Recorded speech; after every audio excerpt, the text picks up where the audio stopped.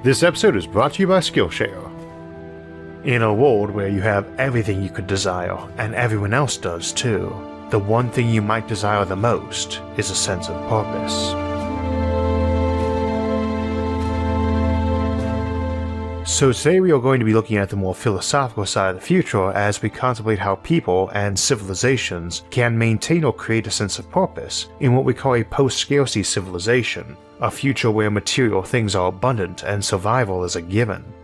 This topic won our Facebook fan poll, and it is a rather big topic for many reasons, not the least of which being that before we can discuss what might give purpose to humans of a very different future culture, we need to consider what provides purpose for humans of our current one. And I think that's a good place to begin because this was a very hard script to write, and rewrite again, simply from the title, Creating a Sense of Purpose. Creating. Not finding, not discovering, creating. But it's also important to note that we're talking about a sense of purpose. We can feel something without it being true, and things certainly can be true and real without all having a sense or awareness of them.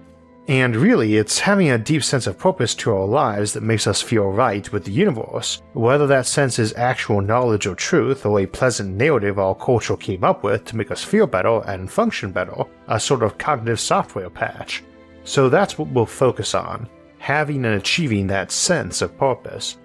For some discussion about whether life has inherent purpose or meaning, totally apart from our awareness of it, we discussed that in our episode Why Life Exists. But as an aside, the belief that life and the universe simply have no purpose or meaning or intrinsic value is called nihilism. In its core form, existential nihilism, it is the belief that life has no meaning, that all morality is meaningless, and that even truth is meaningless. If you have watched much of the show, you can probably guess that I have a low view of that philosophy, and indeed tend to use nihilism like a curse word. At least in its pure form, there are countless variations that I don't know them all, so I won't use a broad brush. Nihilism essentially extends out of the notion that science doesn't indicate life has meaning or purpose, while ignoring that since its inception science has been acknowledged to be incapable of addressing such concepts. In spite of this, folks get surprised that science fails to detect abstract concepts. If you use a metal detector to hunt for comedy, you will not find it. And no, the answer isn't to get a detector that finds paper or a device that can play digital media to detect a comedy book or video. Science can't detect abstract concepts like purposes and meaning, and it can't detect humor either, it can just measure laughter. Similarly, stuff like love, hate, happiness, justice, and so on leave physical footprints, hormones attached to emotions or serving as their means of transmission, but they are not the thing itself, which is abstract. So unsurprisingly, science finds no meaning or purpose, and yet it's hard not to see that absence and figure it probably means nothing is there, especially in a civilization where science has done so much for us. We are prone to thinking it's the only way to find valid answers or that questions it can't answer have no answers. Even when we don't, when we say the other areas of knowledge have value too, so often it's in the voice of the parent assuring their child that just because their sibling is the valedictorian going to the Ivy League on a football scholarship next year doesn't mean they don't love them just as much. So science doesn't allow us to prove life has a purpose, but it has given us so many other really good answers to other things. Therefore, if we can't find a purpose to life, then life probably has no purpose. The assumption that the universe works this way is essentially the mindset we see envisioned in the cosmic horror genre written by folks like H.P. Lovecraft, and it makes for amazing fiction, but it's no place I would want to live in. To be fair, it isn't implied the folks living in those stories want to live there either, they just have no choice. So where would I want to live? Well, ideally a post-scarcity civilization. This is a concept we discuss a lot on the show, but as a reminder, a post-scarcity civilization is one in which there are no scarcities of important resources. They are cheap enough that everyone can have an abundant supply. But this doesn't mean infinite supplies of everything, which wouldn't really work in a finite universe. Neither does this mean an end to worker economies. Manufacturing is a smaller sector of the economy than the service industry, for instance. In the Star Trek universe, we have folks giving haircuts and serving drinks in 10 Forward. Benjamin Sisko's father runs a restaurant, and Mr. Boothby, the Starfleet Academy gardener dispensing wisdom to cadets who consider him as wiser than their professors. You could build robots to do those jobs, and in Star Trek it is assumed that the folks doing it are doing so for enjoyment or even that it's their life calling. So in a world absent crushing concerns over food, shelter, and basic services like medicine, where survival and a standard of living well above survival are accomplished with minimal human work, a post-scarcity society is really one with a scarcity of anxiety over basic human needs and wants. This is important to a discussion of purpose because for much of history, day-to-day purpose was simply survival. Our ancestors were focused on finding their next meal and safe place to sleep. Getting and keeping those was their main purpose, and only folks better off generally had time to worry if it all had a purpose, let alone to feel anxious about lacking a sense of purpose and to pine for one. I like to focus on this point because of how scarcity and a lack thereof alter decision-making, both individually and at a group level. This is best embodied by two concepts, decision fatigue and the scarcity trap. Decision fatigue, also called ego depletion, is the recognition that making decisions exhausts and stresses a person, making each subsequent decision worse and harder until fatigue is removed. This can involve major decisions or minor ones, but a person with great resources can strip the minor decisions out in favor of habits and quick and easy decisions. And while all decisions generate fatigue, there is a big difference between a well-off person deciding what color frames they want for their glasses, and someone deciding whether to get glasses or groceries because they only have the resources to do one or the other. The scarcity trap is where a person making that decision will be fixated on how much they need a given item and get more of it than they need, or focus decisions on acquiring it. This has a huge effect on both the behavior of individuals and groups, and generally pushes us towards making unwise decisions out of panic or desperation. And when a group as a whole has these scarcities, it can often drive what folks focus on for improving their social status or what decisions the group makes, and in both cases often very unwisely.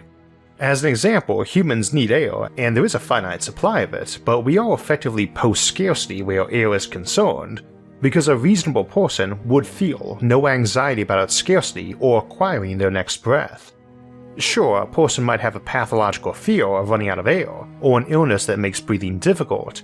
They might worry about air quality, or have suffered a rare traumatic event that made that next breath hard to obtain, but our civilization is not shaped by widespread anxiety about spontaneous suffocation.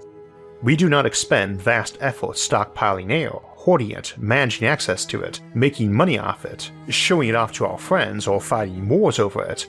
We can recognize its value, but the decision to take that next breath or feel where it will come from are not influencing our culture or eroding our judgment.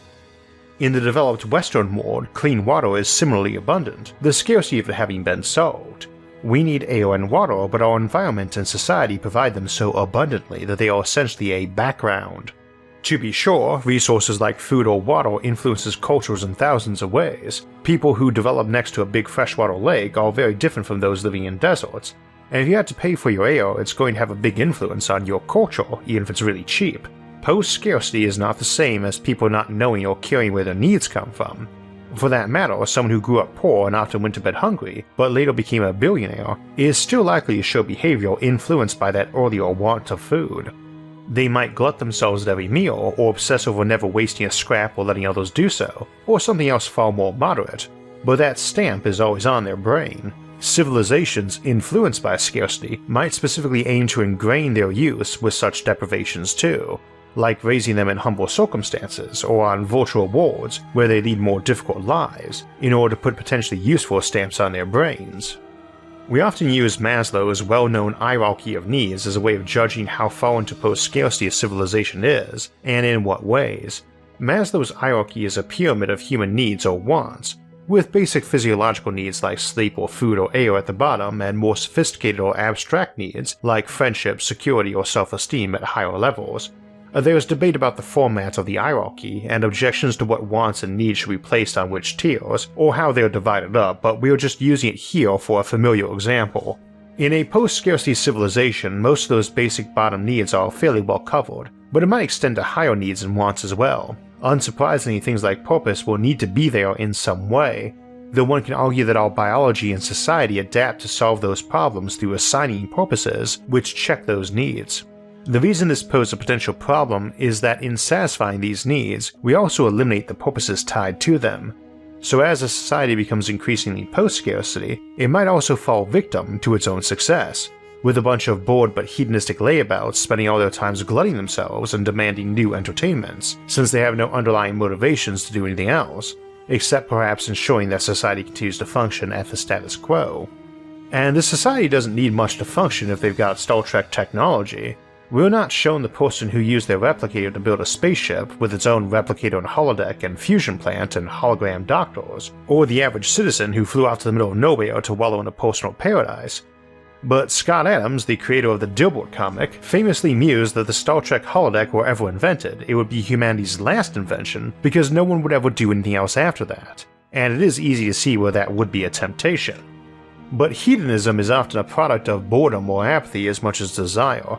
Pleasures can get old, but this may lead to us redoubling our efforts toward them rather than simply moving on, because moving on can get old too, and pleasures that have lost their novelty can still provide distraction from a feeling of a lack of purpose. So the notion is that we may have to invent some sort of purpose for everyone to follow. I think I worry about this less than most because I've always figured if purpose and morality really are just human inventions, our ancestors already had a proven track record of being good at making them, and we are more clever than they. None of this is new thought. Folks have contemplated whether or not morality and purpose were human inventions rather than discoveries, since at least way back to classical Greece and probably well before. It's certainly a common thread in philosophy and theology all over the world's ancient civilizations. My usual reminder to folks is that there's a lot more of that pyramid beyond basic physical needs, and we often have a greater desire to see those fulfilled. I don't think that access to an infinite supply of sex, drugs, and rock and roll is going to result in everyone spending all their time partying. Every generation tends to be worried the next one is indulging in bad vices or overindulging, and it's probably not a coincidence that these worries seem connected to needs and desires that either did not previously exist or were the ones that were somehow more difficult to satisfy. I could imagine a world where air was limited, like a new colony on Mars or the Moon, having folks who worry their hedonistic offspring would spend all their time hyperventilating. But most things we enjoy have a point of optimal satiation and a point of diminishing returns. We also have any number of sufficiently well-off people nowadays or in the past who had various vices they could have indulged constantly yet did not. Granted, we have a ton of folks who are spoiled or self-indulgent too, but I'm not really sure access to the ability to indulge correlates to a desire to do so, just a capacity for those who do. And let's not fool ourselves here. If you are watching or listening to this show, you are probably living better than 99% of the humans who have ever existed, and certainly in many regards. They might think of us as spoiled, self-indulgent brats. They might be right too, but I think not, and that greater prosperity has let us indulge in things they did not, like addressing civil rights or economic inequality. But scarcity of a thing can drive desire for it. Pepper used to be a luxury good in Europe, and some folks so valued it that once their means allowed for it, they overused it in every dish they could. And while I'd imagine there have been examples of pepper addiction or hoarding down the years, it doesn't really seem to be a thing society worries on much. Same for any number of other spices whose rarity and trade drove whole economies in the past. Scarcity followed by abundance does not equate to a problem of overuse. If anything, for a lot of luxuries, it's only their rarity that makes some people fixate on it.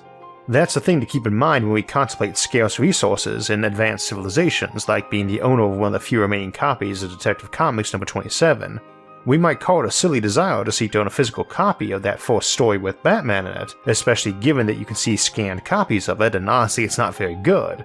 It's still sold for $1.5 million at an auction last November. Alternatively, abundance can lead to something getting boring, and for certain habits or desires that can lead to constantly needing or wanting a new fix, a new toy, some new variant on it. Variety is an inherently difficult desire to sate. Too much chocolate ice cream gets boring and you want 32 new flavors to indulge in, though that reference is rather dated now with easy access to thousands of ice cream flavors. This is not necessarily going to become pathological though, and we also have to remember that the same sorts of technologies that can hypothetically produce the perfect new drug are also sort of thing that can hypothetically cure an addiction by flipping a switch. Of course, this brings up the other worry, the dark mirror of the post-scarcity civilization, the post-discontent society, one in which needs are not so much met as bypassed. People are simply made to be content and fulfilled, with the usual assumption being mind control or indoctrination or something blinding them to their lot. It is one option though for giving folks a purpose, a post-discontent society in which deep sense of purpose and fulfillment are chemically or cybernetically imposed directly onto our neurology. That's a favorite shared nightmare of both me and the term post-discontent's originator, Jerry Gorn, that a civilization might go that path, and maybe more disturbing, that folks might knowingly embrace it.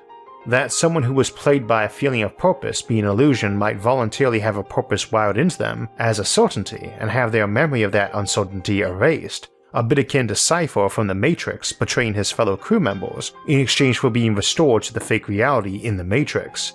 And if your civilization is really good at neurohacking, you would skip the eating filet mignon and imagine that you're a rich actor, and just cut directly to the states of pleasure and permanent fulfillment you were trying to gain from those achievements. For my part, I don't think we ever really need to worry about folks running out of purposes. At the very least, we are darned inventive and darned good at self-deception. So if a sense of purpose and meaning really are mere conceits of humanity, then humanity might be too smart to be deceived by the illusion. However, I think it more likely we would just be smarter at crafting new and better illusions. Incidentally, I do not believe purpose is a human construct or that life has only the meaning we give it, but it does remain one of my favorite albeit unlikely for me paradox solutions, that advanced civilizations come to be so smart and rational that they can't avoid seeing how illusory and fake purpose and meaning are and commit mass suicide, either the quick way in despair or the slow way from not seeing the point of building things or raising children. It doesn't work as a Fermi paradox solution, incidentally. I'm just fond of it for the same reason I enjoy reading books in the cosmic horror genre. First, it assumes there is an illusion to see through, which I don't personally believe but again can't prove. Second, it assumes the folks seeing through it are all going to see through it at once, and destroy themselves. But that would require everyone in your civilization to psychologically collapse over having their illusions taken away, which is something only the most rare and extreme humans do. In practice, you would expect two surviving groups, the ones who guessed what drove the others to destroy themselves and took actions like we just suggested, to burn a contrived but purpose-giving conviction into their mind or that of other folks, and another group that just refused to even accept the premise.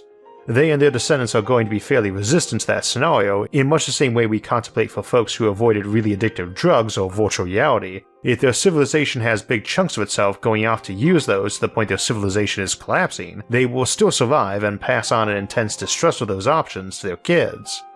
And again, we should only assume a post-scarcity civilization is one wallowing in its own hedonistic indulgence if the society and its individuals actually want to. If they have some other purpose that they see as more important than that, they will have the tools for keeping those indulgences from interfering in pursuing those goals. The same way most living human beings don't use heroin even if they can afford it, and even though heroin reputedly feels really great, our descendants will have to consciously refrain, as a society, from going down certain indulgent paths that will lead to ruin. Such being the case, what purposes are available? Can we use existing ones or do we need to create new ones? Now, we're not necessarily contemplating wild new purposes either. After all, with our civilization's advancement and the resulting free time available to many, the growth of education, sports, games, and hobbies, and all types of other fulfilling activities has grown significantly. Exploration, for instance, is a classic, and there's a whole unexplored galaxy out there with probably quintillions of mountains and trenches we might climb or scuba dive into.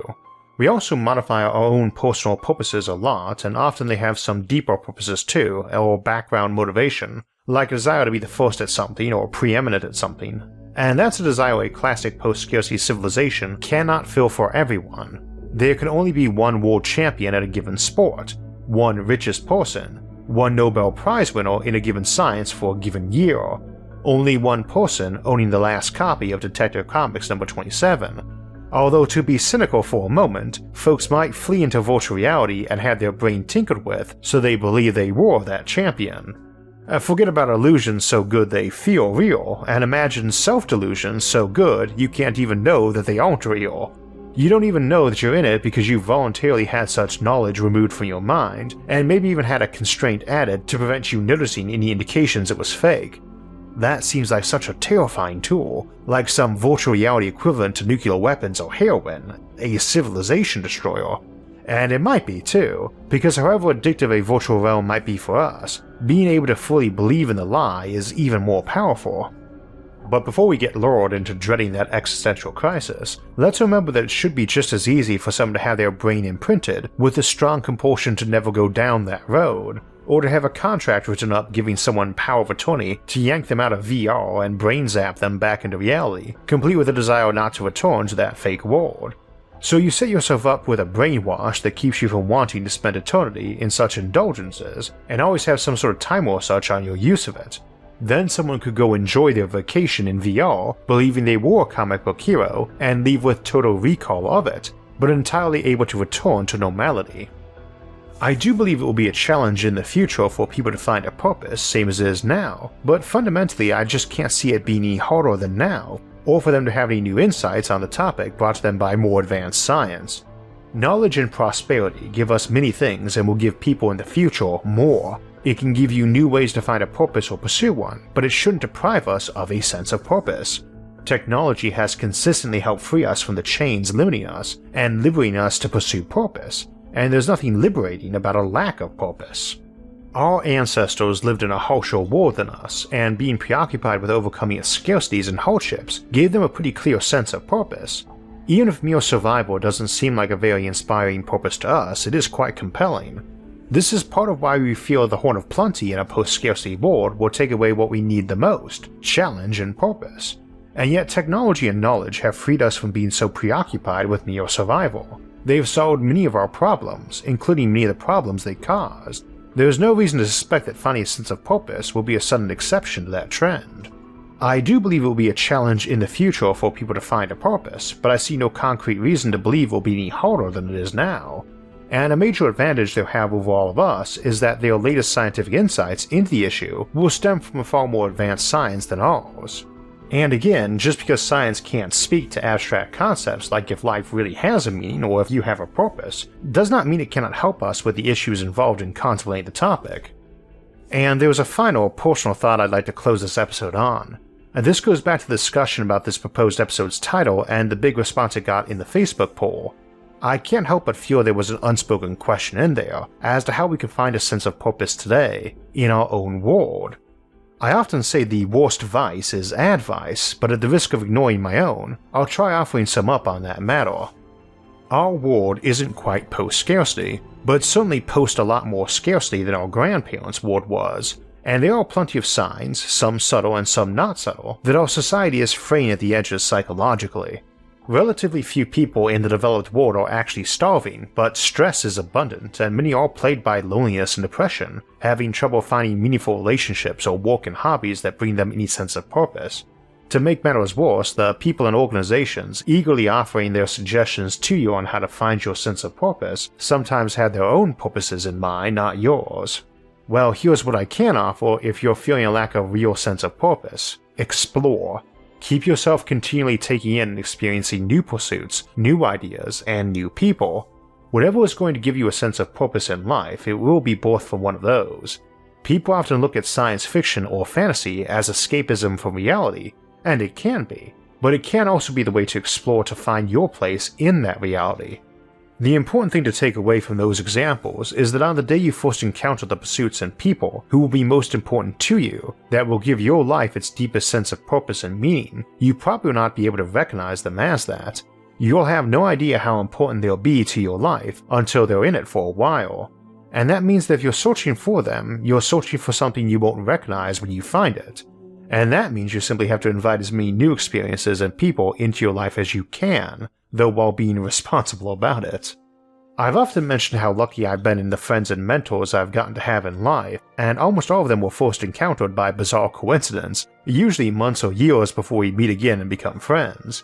My best friend Bill I first saw while passing by a new platoon at boot camp, not long before I was to graduate, where the drill sergeant was busy chewing them out and smoking them, while one of them grinned on evilly through the whole thing, and we would meet again on another continent a few months later, where I'd recognize him by that grin.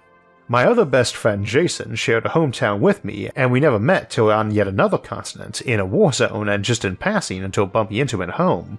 Not long after, he'd introduced me to my future wife Sarah, though it would be years before we became good friends and more till we started dating and got married. Each one of them would play a big and totally coincidental role in me forming the channel years later. I've lost track of all the peculiar coincidences life has offered, and all the forks in the road taken or not taken, but there were a lot of lessons and experiences along the way. If nothing else, the journey is often as interesting as the destination. And those experiences will change you, or at least they'll draw out parts of you that you didn't know were there. Don't fight that, invite it to happen, push yourself toward that kind of change. try new things that are well outside your current set of interests, though again, responsibly and carefully. Meet people of different kinds than you've known, and especially if there's something that intimidates you, go practice at it. Don't focus on trying to get an opportunity or self-enlightenment from a given experience, just enjoy the experience. If you're helping out a charity or helping a friend, focus on giving help, not on how it might help you feel better. It's been a rough year, there's no shortage of folks who could use a hand, and if it's been a rough year for you, giving others a hand might make your year feel a bit better. And so on until you discover that sense of purpose, that exploration, that seeking of purpose can be what gives you your sense of purpose. Again, sometimes the journey is as interesting as the destination and becomes the destination itself. The great thing about living in a post-most scarcity civilization as we do is that we have unprecedented opportunities to explore in this way, by modern travel, learning new things online, and connecting with people in distant corners of the globe. I've met countless awesome folks while doing this show I'd never been able to meet in prior times. Future generations will be even freer than us to be certain, but we still enjoy a greater freedom to create our own lives in that way than any generations before us. Don't miss the chance to do so, you are not likely to regret it. So we have a few announcements along with our schedule coming up, but first, given that our topic was about creating a sense of purpose and how often I get asked how to start your own YouTube show or podcast, it's probably fair to acknowledge that a lot of my own purpose and optimism comes from doing the show. Our hobbies and work shouldn't exclusively define us, but they are a big part of who we are and often a big part in filling us with purpose and a feeling of motivation. If you're thinking maybe doing a show or podcast is something you want to try out, I'd recommend Marcus Brownlee's YouTube Success course over on Skillshare. He's funny, inspirational, and highly educational. Fundamentally though, adding new skills to your toolbox is probably one of the best ways to work toward finding or creating or enhancing your sense of purpose. And Skillshare is a great place to do that. They have tons of useful classes on virtually every topic. Perhaps you're trying to adjust to working in a new environment, or just looking to pick up some new skill or hobby. Skillshare has a course for it. Whether you're a beginner, a pro, a dabbler, or a master, Skillshare has thousands of classes on a wide variety of topics from experts to help you learn. Skillshare is an online learning community for creatives where millions come together to take the next step in their creative journey, and members get unlimited access to thousands of inspiring classes with hands-on projects and feedback from a community of millions. If you'd like to give it a try, the first 1,000 people to click the link in my episode description will get a free trial of Skillshare Premium so you can explore your creativity. Act now and start learning today. Before we get to our upcoming episode schedule, I'd like to thank Jerry Gorn, one of our longtime editors, for his help with this challenging episode. If all this discussion of purpose has you in the mood for some deep fictional ponderings on the topic, I highly recommend Jerry's 6-minute metaphysical fantasy short aptly named Purpose. I won't spoil any of it, but I recommend you go listen to it over on Jerry's short story channel, which is aptly named Jerry's Stories. I put a link to Purpose in the description below and as an in-video card. So we're talking about purpose for humans in the future, but what we call humans now might not be entirely accurate down the road, as genetic, cybernetic, and robotic sciences improve, and next week we'll be exploring the concepts of transhumanism and post-humans. Then we'll close out April with our monthly livestream Q&A on Sunday, April 25th at 4 PM Eastern Time, and close April out with another look at the Fermi Paradox on April 29th, as we contemplate the impact multiverses and the many worlds interpretation of quantum mechanics might have on encountering alien intelligences. If you want to know us when those and other episodes come out, make sure to subscribe to the channel, and if you'd like to help support future episodes, you can donate to us on Patreon or on our website isaacarthur.net, which I'll link to in the episode description below, along with all of our various social media forums, where you can get updates and chat with others about the concepts in the episodes and many other futuristic ideas. You can also follow us on iTunes, SoundCloud, or Spotify to get our audio-only versions of the show. Until next time, thanks for watching, and have a great week.